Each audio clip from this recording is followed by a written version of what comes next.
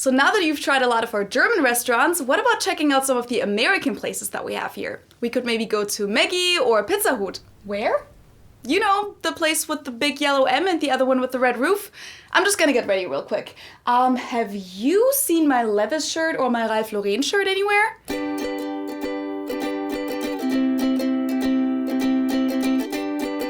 Hello, servus, and welcome back to my YouTube channel. My name is Felicia. I'm originally from Munich, Germany, but have been living here in Cincinnati, Ohio since 2016. About half a year ago, I made a video about 15 German brands that Americans and many other people in the world pronounce wrong. If you haven't seen that yet, you can click up here. And since so many of you guys loved that video, I thought, why not make a counterpart about 15 American brands that we pronounce wrong in Germany? And I'm assuming other nationalities probably pronounce these wrong too. And when I say wrong, I mean that we pronounce it differently than the people who actually founded the brand. Before we get into it though, I'm super excited to announce that my channel finally has a new logo, as you probably saw in the intro. A big shout out to Ireland for designing this for me and to Mitchell for the animation. Also, a big thank you to ExpressVPN for sponsoring this video. For those of you who don't know ExpressVPN, you should definitely check it out if you want to protect your internet connection, or if you'd like to access content that you can usually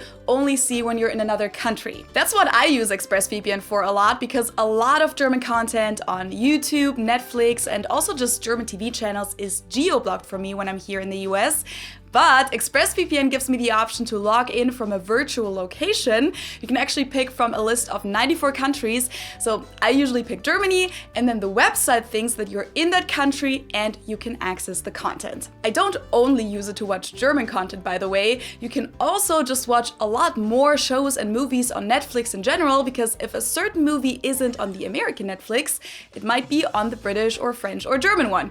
This is how I can watch How I Met Your Mother on Netflix, which is my all-time favorite show, even though they don't have it on the American Netflix anymore. But when I change my location to Germany and then reload Netflix, I can watch it. And I also use it at airports a lot, which actually just happened yesterday because I flew back from a trip in California and the flight was delayed, so I spent hours at the San Diego airport. And when using a public Wi-Fi with so many people using it at the same time, I just want to make sure that my internet access is secure and encrypted, and ExpressVPN allows me to do that. Find out how you guys can also get 3 months off ExpressVPN for free by visiting expressvpn.com/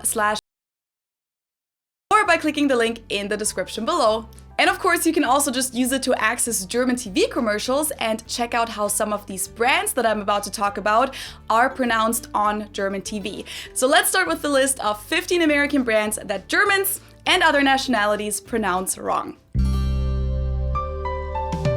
The first brand is one of the biggest companies in the world, and it's grown even more this past year. Amazon is how Americans pronounce it, named after the Amazon River. Amazonas in German. Now, the thing with most of these brand names is that most Germans know at least some English, and many of us therefore do pronounce these brand names the way that Americans do too.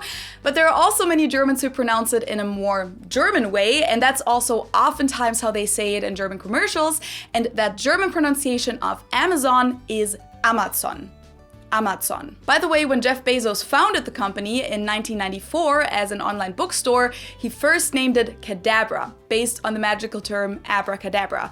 But his lawyer told him that the magical connection was a little too obscure, and apparently people also sometimes understood cadaver on the phone. And because website listings were alphabetized at the time, yes, this was over 20 years ago, he wanted a name that started with A, and while paging through the dictionary, he came across Amazon and thought, why not name it after the biggest river on Earth, since he wanted to create the world's largest online bookstore. Fun fact, before he chose that name, he also registered a few other domains, including awake.com, browse.com, and relentless.com, and all of these will still direct you to Amazon to this day. Now, this isn't something that only Germans do. I actually think that Germans probably picked this up from British people because they pronounce it like this too. And I'm talking about this shoe brand, which is pronounced Nike, but many Brits and Germans tend to say Nike instead. So Germans still pronounce it with an English pronunciation, because if you pronounce this word the German way, it would be Nike, and nobody says that, thank God, but Nike still isn't the correct pronunciation. The company was originally founded in 1964 as Blue Ribbon Sports by Phil Knight, who was a track athlete at the University of Oregon, and his coach Bill Bowerman. Before they started making their own shoes, the company was a distributor for the Japanese shoemaker Onitsuka Tiger, and they mostly sold the shoes out of their cars. It wasn't until 1971 that they started their own line of footwear and renamed the company to Nike, which, as many of you probably know, goes back to Nike, the Greek goddess of victory. This is the most mind-blowing one on this list for all my German viewers, probably. I didn't even know that I mispronounced this until I came to the US. This payment service that used to belong to eBay is pronounced PayPal in English, but for some reason most Germans pronounce it PayPal, or some say PayPal. I have absolutely no clue why we believe that the English pronunciation of this would be PayPal, because pal in English is another word for friend or buddy, and apparently the idea behind this name was that you could pay your pal through the service. PayPal was founded in 1998 under the name Confinity, but was then renamed in 2001. Now, this one can get kind of confusing. As you guys probably know, this is a restaurant chain specializing in pizza, and Americans pronounce this Pizza Hut. Germans usually say either Pizza Hut, so we pronounce pizza with a short I sound, or I've also heard Germans say Pizza Hut, which would be the German pronunciation of H-U-T, Hut, which is the German word for hat. And this honestly seems to make a lot of sense if you look at the logo and the signature red roof, because it does look like a hat in a way. But the English term Pizza Hut actually means Pizza Hütte in German. According to their website, the story behind this restaurant is that in 1958, the two brothers Dan and Frank Carney, who were in college at the time, borrowed $600 from their mom to open a pizza place in Wichita, Kansas, and they named it Pizza Hut because their sign only had room for 8 letters. Let's stick with restaurants and talk about the most well-known restaurant in the world, McDonald's. There are about 1,500 locations throughout Germany, and while many Germans do call it McDonald's, so like McDonald's but with a German accent, we also have different nicknames or abbreviations that people use. In the Munich area where I'm from, many people call it Maggie or Mackie, and in other parts of Germany, people often call it Meckes. In France, on the other hand, people often call it McDo. So there are many variations of how Germans and other nationality call this restaurant. Fun fact, McDonald's drive-thrus are called McDrive in Germany, probably because Germans struggle with pronouncing the word through. That's why in general, drive-thrus in Germany are usually called drive-ins, but the McDonald's one is simply McDrive. And fun fact number 2, I mentioned this in my 200,000 subscribers special with the Munich tour. One of the biggest McDonald's locations with one of the highest revenues in entire Europe is actually located in Munich at Karlsplatz Stachus. I mean, every Munich person knows that place and it's gigantic. Another food-related brand is Heinz, which many Germans actually think is a German brand because of the German name, but it's actually an American company, founded in Pennsylvania in 1869 by Henry J. Heinz, who was the son of German immigrants, but he was born in the US. They first produced horseradish, Meerrettich in German, but that didn't go very well apparently because the company went bankrupt a few years later, and that's when they started making tomato ketchup. And as we all know, the rest is history. Now, Germans don't pronounce this brand wrong per se, but we pronounce it like we would pronounce the name in German. And since Z is pronounced Z in German, we say Heinz, while Americans pronounce the Z like an S sound and say Heinz. Minor difference, but I still thought it would be worth mentioning.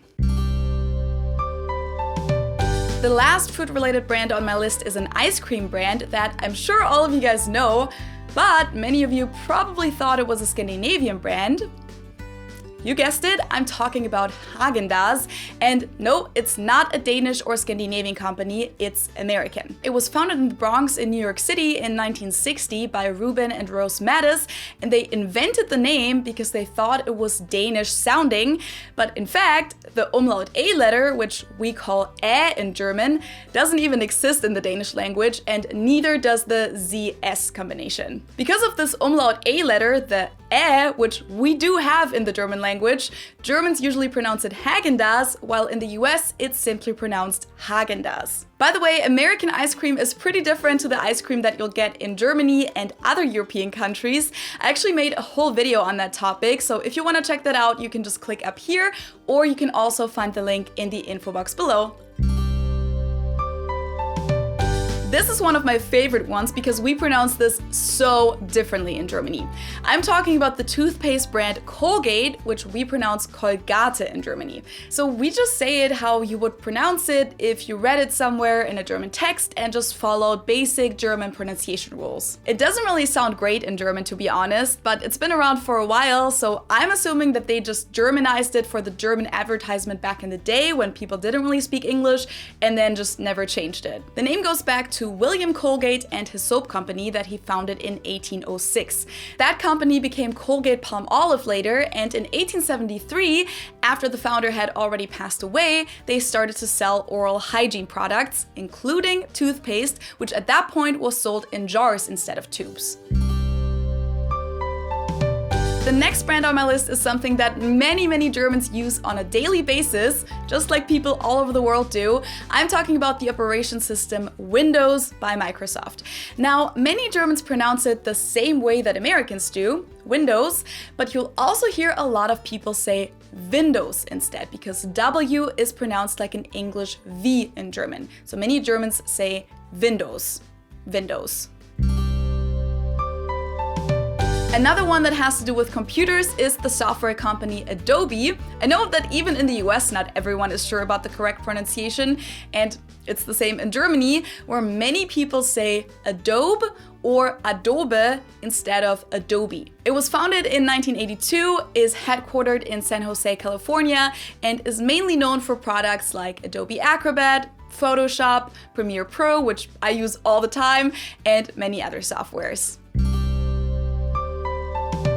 The next one on my list is an American clothing brand founded in 1964, and it's known for its logo with the polo player, Ralph Lauren. For some reason in Germany, people tend to pronounce this name more with a French pronunciation, probably because the name looks kind of French and many high-end clothing brands are from France, so maybe people just assume that it's a French brand and therefore most Germans say Ralph Lauren. But the founder, Ralph Lauren, was actually born in the Bronx and is therefore American.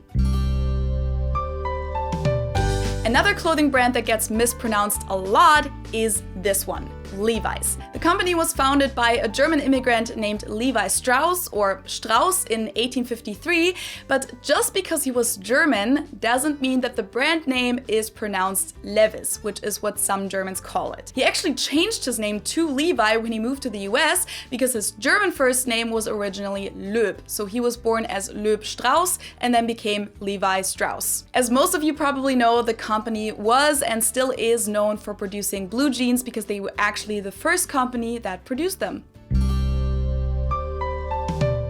I'm sure many of you have been waiting for this one, car brands, because I talked a lot about German car brands in my German brands video that Americans pronounce wrong, but this also exists the other way around. Well, this one isn't technically a brand, it's actually a car model or a type of car by the manufacturer Ford, the Ford Mustang. Now, the name Mustang is based on Mustang horses, and those are pronounced Mustang in Germany. Therefore, we call the car Mustang as well. Now, there are different stories as to who came up with the name. One story says that it was the executive stylist, John Najjar, who co-designed the first Mustang in 1961, and he suggested the name because he was a fan of the World War II P-51 Mustang fighter plane. Another story says that there were different names on the table. The designer wanted to call the car Cougar or Torino, while Henry Ford himself wanted to call it T-Bird 2, but the market research manager, Robert J. Eggert, then suggested the name Mustang because he was a breeder of quarter horses himself and was just reading a book with the title The Mustangs. Fun fact, the name Mustang actually couldn't be used in Germany at the time because it was owned by the company Krupp, who was selling trucks with the name Mustang, and Ford didn't want to buy it from them, so they sold the car under the name T5 in Germany up until 1978. Now, this one technically doesn't 100% belong on this list because it's a British company and not an American one, but it's English speaking and I just really wanted to include it. It's another car brand and another one that's named after an animal. Jaguar is what English native speakers call it, while Germans pronounce it Jaguar because that's what we call the animal too.